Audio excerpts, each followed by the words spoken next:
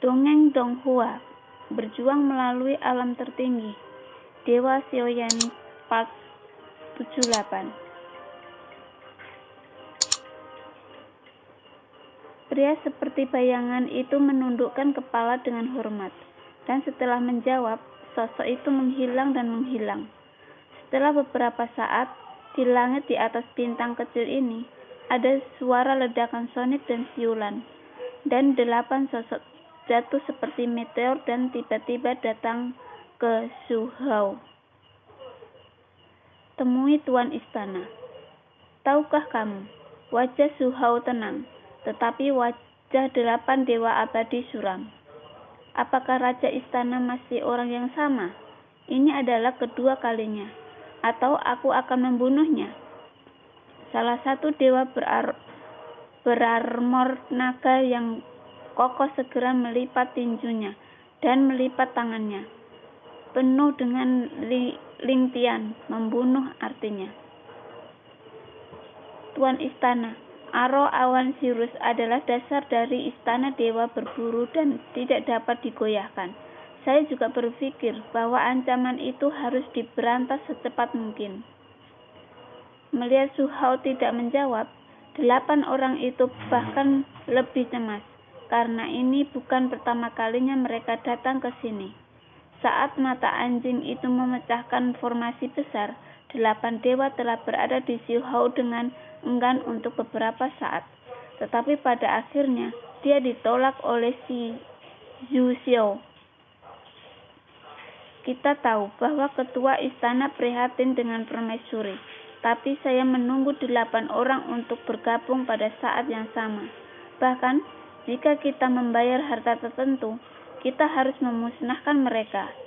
Jika tidak, setelah digunakan oleh permaisuri dan memecahkan Sirus Cloud dan Ubay Arau Surgawi, istana dewa pemburu akan berada dalam krisis. Tolong juga Tuan Istana berpikir 2 kali. Su Hao tidak berbicara, dan 8 abadi membujuk satu demi satu. Lagi pula, darah jiwa mereka juga dalam formasi pengorbanan, jadi mereka sangat tidak sabar. Ketika formasi besar itu rusak, seolah-olah seseorang telah merebut gerbang kehidupan 7 inci. Tidak peduli seberapa kuat mereka, darah jiwa mereka akan dikendalikan, dan bahkan jika mereka tidak mati, setidaknya setengah dari hidup mereka akan hilang. Tuan Istana, 8 dewa abadi semua mengepalkan tangan mereka dan menangkupkan tangan mereka bersama-sama. Melihat Su Hao yang selalu bergeming, mereka merasa cemas. Pernahkah Anda berpikir bahwa mungkin ada penipuan dalam hal ini? Setelah 8 dewa abadi secara bertahap menjadi tenang, Su Hao akhirnya berbicara perlahan. Apa maksud Tuan Istana? Apakah ini jebakan yang dirancang oleh permaisuri? Kali ini, selain Sansen, ada juga ratusan pemburu dewa yang telah jatuh. Anda tahu bahwa Sansen dibunuh oleh arau pengubah surga, tetapi Anda tahu, lusinan orang mati dengan cara yang aneh dengan misterius, metode. Su Xiao sedikit mengangguk. Telapak tangannya menjelajahi 2 wanita cantik di sampingnya, dan perasaan lembut itu berdetak di ujung jarinya. Apakah ada orang kuat yang diatur oleh permaisuri di samping orang ini? Ekspresi 8 dewa abadi berubah lagi. Sebelum permaisuri pulih, istana dewa berburu dapat dikatakan memiliki kendali mutlak di dunia nyata Xionjin. Tetapi kemunculan kembali permaisuri membuat Su Hao merasakan krisis. Jadi, dia perlu bertindak hati-hati. Dari informasi yang dia dapatkan sebelumnya, dia awalnya berpikir bahwa ada pembangkit tenaga tubuh abadi di samping Xiaoyan. Tetapi, kekuatannya paling banyak setara dengan langkah kedua dari keabadian kaisar. Jadi, dia mengirim Sansin untuk menunggu, mata yang mengubah langit sebelumnya. Jika tidak mungkin membunuh Xiaoyan, maka situasinya akan lebih rumit dari yang dibayangkan. Apa identitas orang ini yang bisa membuat permaisuri menganggap ini serius? 8 dewa semuanya bingung. Di mata mereka, bahkan jika Xiaoyan abadi, tidak ada yang perlu ditakuti. Permaisuri tiba-tiba pulih. Menurutmu identitas seperti apa dia? Yukao menarik telapak tangannya yang berenang dalam kelembutan. Berdiri perlahan, dan berdiri dengan tangan di belakang, menatap kolam. Di bawah pancing ada ikan itu berenang. Tetapi tidak satu pun dari mereka yang mengambil umpan. Berapa kali aku terpikat begitu banyak sehingga bahkan Yuer tahu bahwa itu jebakan. Bagaimana mungkin kamu tidak mengerti? Su-hao berdiri dengan tangan di belakang punggungnya dan kemudian perlahan berbalik dan melihat pada 8 dewa yang mulia. Dengan mata tajam, 8 dewa semuanya tersenyum sekejut. Meskipun saya tidak tahu bagaimana dia memanipulasi awan sirus untuk mengubah langit, itu masih bukan terobosan. Dan Anda harus tahu bahwa awan sirus memiliki roh formasi yang akan menghasilkan pertahanan diri. Jadi pada titik ini, yang besar jangan kaget begitu. Su-hao berkata satu demi satu. Ketika suara-suara itu keluar, 8 dewa abadi berangsur-angsur menjadi tenang.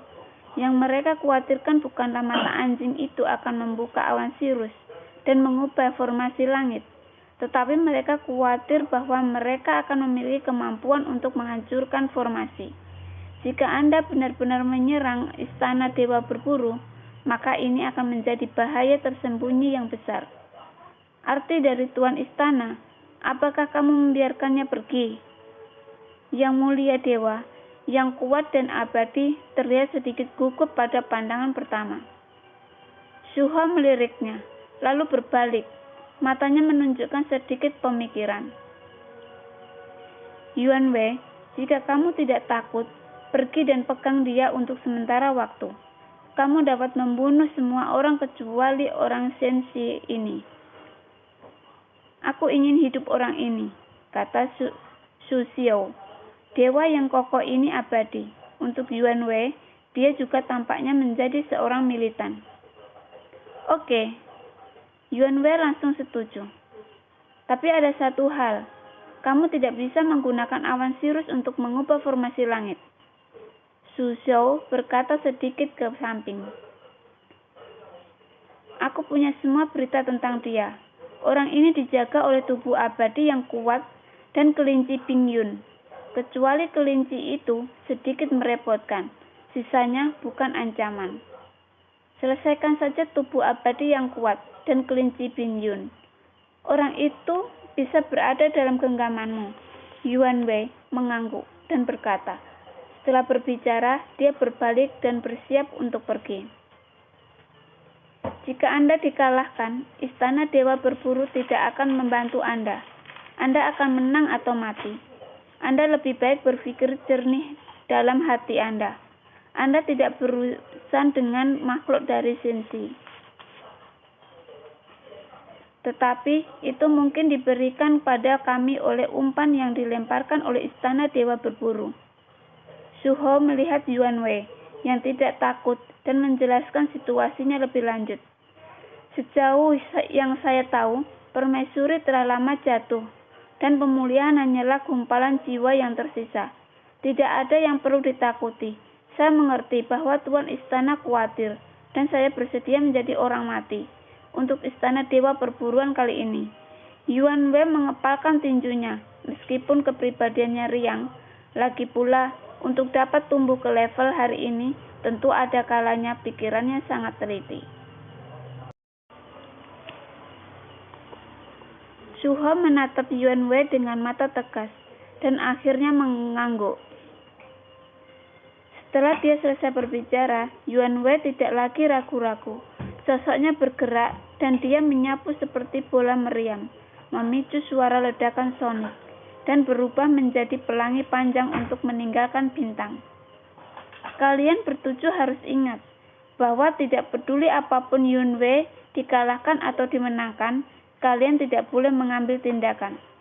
Shuho memberitahu semua orang lagi. Jika ini benar-benar jebakan yang dibuat oleh permaisuri, setelah kamu mengambil tindakan, itu akan sama dengan menyatakan perang jadi. Jangan bertindak gegabah ketika kamu tidak mendapatkan informasi yang akurat. Setelah 7 dewa abadi mendengar kata-kata itu, ekspresi mereka serius. Mereka tidak meragukan penilaian Shuho dan mengangguk setuju.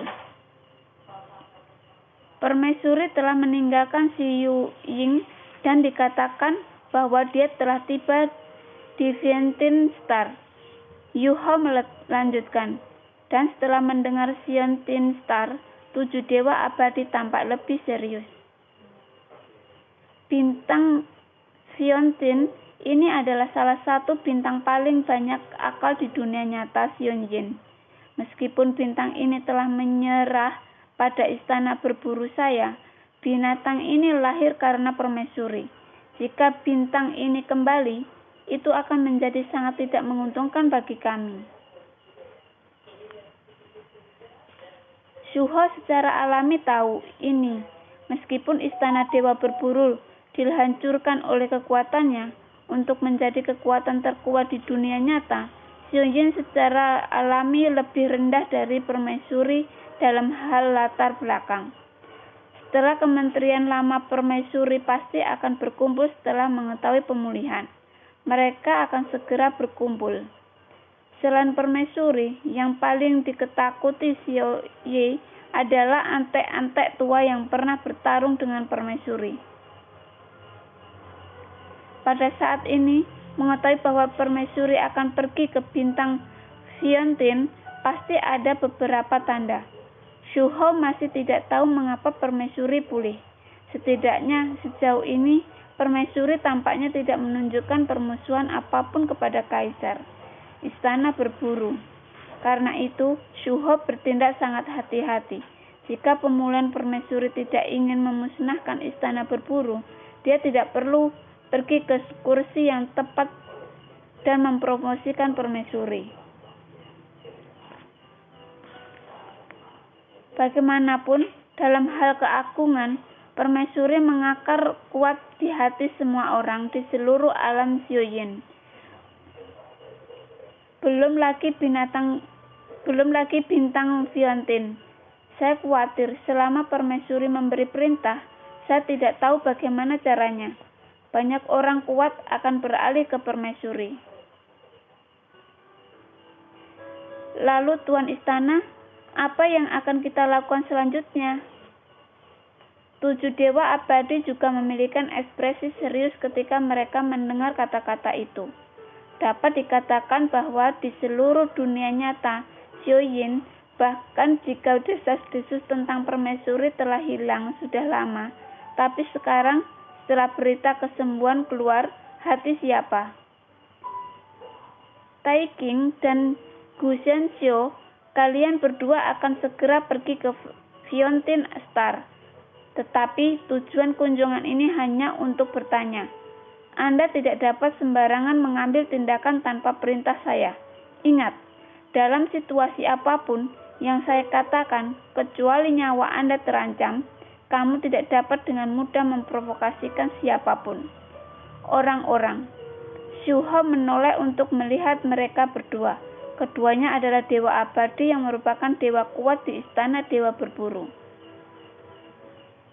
Dimengerti, Tuan Istana. Di antara 8 dewa abadi, ada 2 wanita.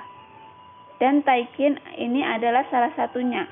Wanita itu tampaknya baru berusia 17 atau 18 tahun.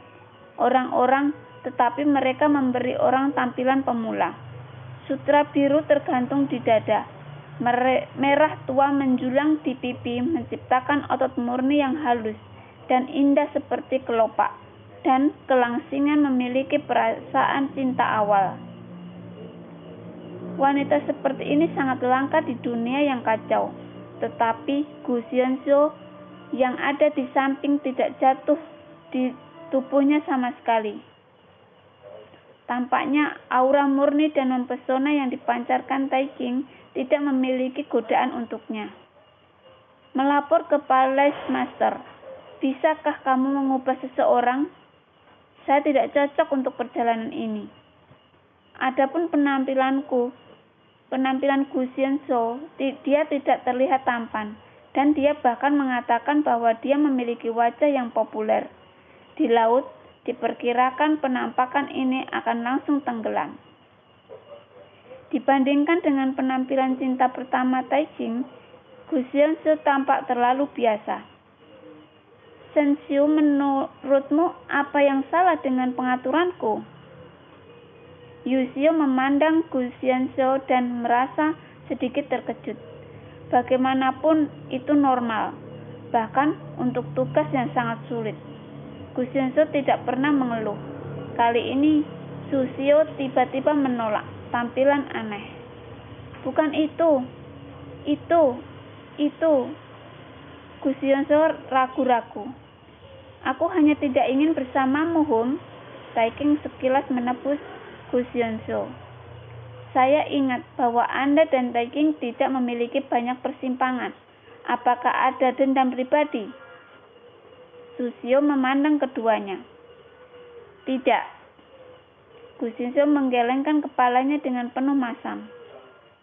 Dia mungkin berpikir dia tidak layak untukku. Taijing bahkan melancarkan serangan pribadi terhadap Gu Xianzhou. Gu Xianzhou jangan memiliki kontradiksi internal. Jika ada masalah, katakan saja dan selesaikan. Zhu He melihat alis Taijing menolak karena marah, dan dia bertindak sebagai pembawa damai di tengah. Lupakan saja, lebih menyakitkan lagi untuk mengatakannya. Gu Xianzhou menggelengkan kepalanya dengan senyum masam. Lupakan saja, Yu Qing, maka kamu bisa pergi dengan Taijing. Zhu He tidak bertanya lagi, karena Gu Xianzhou tidak mau, tidak perlu melanjutkan dengan enggan. Jangan. Kedua wanita bernama Yu Qing dan Taijing berbicara hampir bersamaan. Setelah mereka saling memandang, mereka berdua memutar mata, seolah-olah kedua wanita itu memiliki kebencian yang mendalam. Su Xiu langsung merasakan sakit kepala ketika melihat kedua gadis itu. Menggosok pelipisnya, tidak berbicara lagi, tetapi kembali ke tempat duduk. Masalah ini telah diputuskan. Kalian berdua tidak boleh membuat kesalahan. Zhu He terlalu malas dengan berurusan dengan hubungan antara dewa-dewa abadi ini, bahkan jika itu adalah teriakan. Dengan tekad dan kemarahan dalam suara mereka, kedua wanita itu tiba-tiba menggertakkan gigi dan ingin membantah, tetapi mereka hanya bisa menahan diri. Pergi ke timur, pergi ke utara. Di udara, sebelum mereka berangkat, mereka mendengar bahwa kedua wanita itu sudah mulai berdebat hanya karena mereka berada di arah yang berbeda. Tidak heran, Gu Xianzhou tidak menginginkanmu. Kamu gadis harimau. Dia tidak layak untuk wanita tua itu. Wanita yang berusia puluhan ribu tahun masih berpura-pura lembut. Aku tidak malu. 5 dewa abadi yang tersisa yang tidak pergi pada saat ini semua menatap dua sosok di langit secara bersamaan dari kejauhan. Mereka melihat bahwa di antara mereka berdua berbicara. Sepertinya mereka sedang bertarung. Untuk sesaat, 5 dewa abadi ditutupi dengan garis hitam. Mereka semua berpikir, jika mereka seperti ini, apakah benar-benar tidak akan terjadi? Dengan kata lain, apakah mereka bisa pergi bersama dalam satu hal? Adapun kalian berlima, kamu harus pergi ke satu tempat. Setelah suara bising kedua wanita itu perlahan-lahan menjadi tenang, Zhu He berbicara perlahan lagi. Istana abadi Nirvana. Istana abadi Nirvana. Semua orang terkejut. Tuan istana, sudah lama hancur dan aula abadi Nirvana tidak ada sama sekali.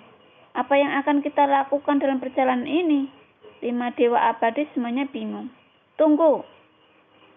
Suho tidak banyak bicara, tetapi hanya menjawab 2 kata. Apakah kita berlima akan pergi? Itu adalah kehancuran. Kurasa cukup bagi kita berdua untuk pergi. Bagaimanapun kita semua pergi, dan istana dewa berburu tidak memiliki kekuatan untuk duduk di kota. Takut itu tidak baik. Dewa lain yang mulia Imvortal berkata dengan tinju dan tangan, dengan penampilan hormat. Lagi pula dia menanyai Suho dan khawatir Suho akan marah. Itulah ancaman yang sebenarnya. Istana Dewa Pemburu memiliki formasi besar untuk melindungi istana. Jadi jangan khawatir tentang itu. Jangan anggap enteng. Kalian berlima, mungkin kalian tidak akan bertemu musuh selama ini perjalanan. Tetapi begitu Anda bertemu, itu hanya permaisuri. Pada saat itu saya membutuhkan Anda berlima untuk menghentikan permaisuri dengan segala cara. Tetapi Anda dapat yakin bahwa istana dewa berburu akan berdiri di belakang Anda. Suho berkata dengan serius. Kelima orang itu mendengar kata-kata itu, dan ekspresi mereka segera menjadi serius. Dan mereka tidak segera membantah lagi. Mereka semua ngangguk dengan berat dan setuju secara bersamaan. Pergi, segera pergi. Suho melambaikan tangannya, dan kelimanya mengangguk.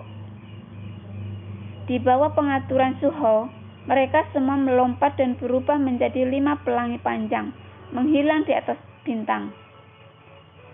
8 dewa itu abadi dan pergi satu demi satu. Setelah mereka pergi, bintang itu tampak menjadi sunyi kembali. Sepertinya hanya ada suara air terjun yang jatuh di telinga Suho. Menyaksikan ikan berenang di danau, mereka sangat pintar. Dan setelah mengipasi umpan dari kail dengan ekor ikan, mereka berebut makanan. Melihat adegan ini, mata Suho menjadi lebih rumit.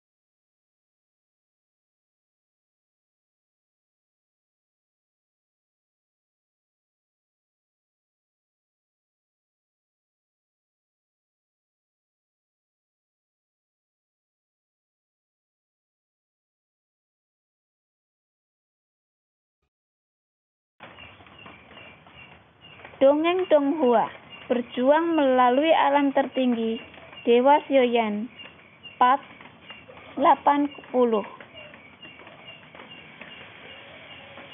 Di kolam, sesosok muncul dari air dan tampak seperti pria parubaya, sangat berbeda dari Dewa Zukou. Tapi hanya di mata itu, memancarkan tampilan yang sama seperti Suho. Mata Suho sedikit menyipit, dan dia sepertinya memikirkannya di dalam hatinya. Avatar ini yang tampak seperti pria parubaya, baru saja melompat dan menghilang dari bintang. Pada saat ini, dalam kehampaan, di bawah kecepatan ekstrim kelinci Bingyun, dia pergi ke Tianan Caoxing dengan kecepatan tercepat. Wu Shan duduk bersilang di punggung kelinci Bingyun, berdiri dari waktu ke waktu sampai dia dikutuk oleh kelinci Bingyun. Aku punya duri di punggungku. Jika kamu tidak bisa duduk diam, berguling saja dan bergerak, itu menjengkelkan. Setelah penghinaan yang tidak menyenangkan, Wu Shan harus tersenyum dan tenang. Meski begitu, dia masih sedikit gelisah. Lagi pula, dia terus membayangkan apa yang terjadi pada Tianan Caoxing di benaknya. Dan Wu Shan juga lebih mengerti tentang cara berburu istana dewa. Jangan terburu-buru. Meskipun kata-katanya jelek, tidak ada gunanya cemas. Jika kita ingin menghancurkan bintang, bahkan jika kita tiba, saya khawatir tidak akan ada debu yang tersisa. Namun, segera saat kata-kata penghiburan Xiaoyan keluar, Wu Shan menjadi lebih cemas. Wu Shan membentuk kepala dengan 5 jarinya, matanya tertuju ke depan. Setelah saya tidak tahu berapa lama, mata Wu Shan menatap bagian depan tiba-tiba bergidik. Pada saat ini, di ujung yang jauh, sebuah bintang tercermin di mata Zhu Weiyan. Saat mendekat, bintang itu berangsur-angsur membesar. Melihat pemandangan ini, wajah Wu Shan sangat gembira. Superstar surgawi masih ada di sana. Jadi, ucapan Shan Shen mungkin telah membohonginya. Xiaoyan juga mengangkat kepalanya dan melihat kejauhan. Dalam kekosongan yang luas, di kejauhan, superstar surgawi yang besar tampaknya hanya seukuran kepalan tangan. Mata Wu Shan menunjukkan kegembiraan. Sebelum melihat Tianan Caoxing, dia benar-benar takut. Ketika dia kembali lagi, seperti yang dikatakan Xiaoyan, tempat ini benar-benar berubah menjadi ketiadaan. Dan dia tidak akan pernah bisa melihat bintang ini lagi. Dia bersumpah untuk menggunakan hidupnya untuk datang kembali penjaga bintang-bintang. Tapi saat mendekat, mata Wu Shan menjadi serius lagi. Tianan Caoxing semakin dekat, dan bintang ini terlihat, dan juga berubah dari kecil menjadi besar, dan akhirnya menjadi besar. Di sekitar superstar ini, tampaknya ada banyak sosok yang mengambang di atasnya. Tentu saja, yang paling menarik perhatian adalah bahwa di udara ada pupil yang terdiri dari runi besar. Ini mengubah mata lagi. Wu Shan terkejut. Ketika saya melihat lebih dekat, saya menemukan bahwa di sekitar tiangan superstar ada ratusan pemburu dewa menginjak binatang terbang. Dengan panik membentuk jejak. Dan mengubah mata langit adalah menyeduh energi, dan target mereka adalah superstar Tianan. Berburu istana dewa. Mereka, apa yang akan mereka lakukan?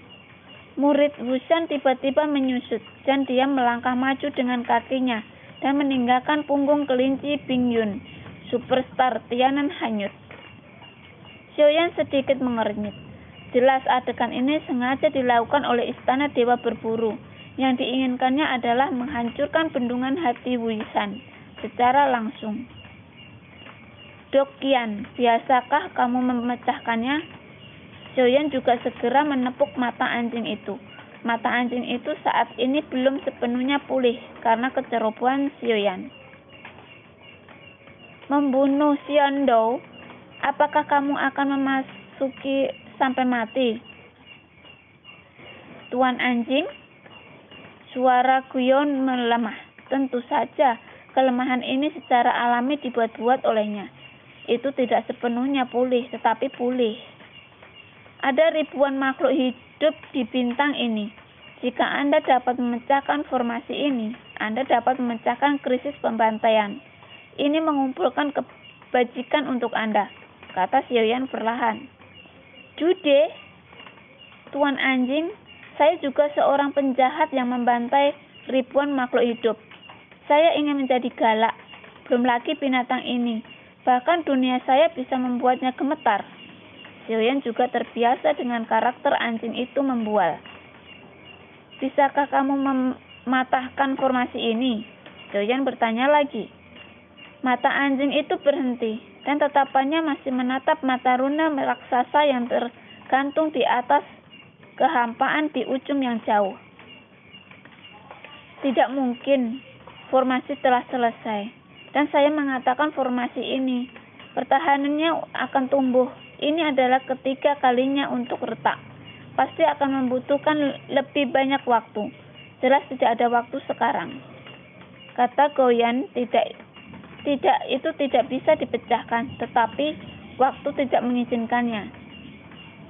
Ketika Xiaoyan mendengar ini, alisnya juga sedikit berkerut. Dia melihat sosok Wushan dari kejauhan dan bergegas ke depan langit yang berubah. Yang mengejutkan Xiaoyan, Wushan tidak menembak secara langsung, melainkan menghadapi mata formasi mengubah surga yang telah dipersiapkan untuk waktu lama. Wushan datang ke depan ratusan pemburu dewa. Tubuhnya melunak, dan dia jatuh langsung ke hampaan. Hidupnya, semua yang dia miliki diberikan oleh superstar surgawi. Wushan bersumpah bahwa dia telah menghubungkan hidupnya dengan superstar surgawi. Wushan, bisakah kamu mengaku bersalah? Pada saat ini, di antara 100 pemburu dewa, hanya satu orang yang menginjak binatang terbang itu dan perlahan-lahan muncul. Matanya terkunci pada Wushan, dan dia bertanya dengan tajam. Wushan mengaku bersalah. Wushan bersedia menanggung semua kesalahan, bahkan hidupnya. Semua ini tidak ada hubungannya dengan Tianan Shaoxing. Dan itu tidak ada hubungannya dengan ribuan jiwa Tian Shaoxing. Tolong juga meminta Istana Dewa berburu untuk menyelamatkan bintang ini dan ribuan orang yang tidak bersalah ini. Wushan rela mati untuk ini. Mata Wushan penuh dengan kesunyian yang mematikan. Demi melindungi bintang-bintang yang dijaganya, Wushan benar-benar rela memberikan segalanya, bahkan nyawanya. Xiaoyan melihat tekad Wushan, matanya sedikit menginyit, dan dia segera menepuk punggung Bing Yuntu. Apa yang kamu lakukan perlahan, jangan dipercepat. Xiaoyan bahkan berteriak. Aura kuat menyebar dari tubuh Xiaoyan. Bing Yuntu sedikit tertinggal, di luar dugaan bukan untuk membantah, tetapi untuk mempercepat segera. Tetapi pada saat ini, Wushan tiba-tiba mengangkat kepalanya untuk melihat Xiaoyan yang bergegas dengan kecepatan tinggi, mengeluarkan telapak tangan, memberi isyarat kepada Xiaoyan untuk berhenti, dan perlahan menggelengkan kepalanya ke arah Xiaoyan. Wushan juga sepertinya tahu bahwa situasi saat ini tidak dapat diubah. Begitu Xiaoyan bergerak, sinar kehancuran yang mengubah langit akan menembus langit tanpa ragu-ragu. Xiaoyan sedikit mengernyit dan akhirnya menepuk Bing Yun rapid. Kupikir pertempuran yang seru akan pecah, dan aku sangat bersemangat. Aku sangat pengecut. Kelinci Bing Yun banyak bisa berhenti, lalu berkata dengan nada mengutuk. Ratusan orang dari istana berburu memandang Xiaoyan. Ketika semua mata mereka berfokus pada Xiaoyan, pupil mereka menyusut dan beberapa bahkan menunjukkan ketakutan. Tuan istana. Bahkan orang di kepala memandang Xiaoyan, tetapi matanya dingin dan tegas, dan dia segera berkata, "Ini bukan Palace Pastor. hanya mirip dengan Palace Master Chief. Seseorang ambil hatinya dan ambil kekuatan abadinya. Setelah selesai berbicara, pemimpin itu memandang Wu Shan dan berkata dengan dingin,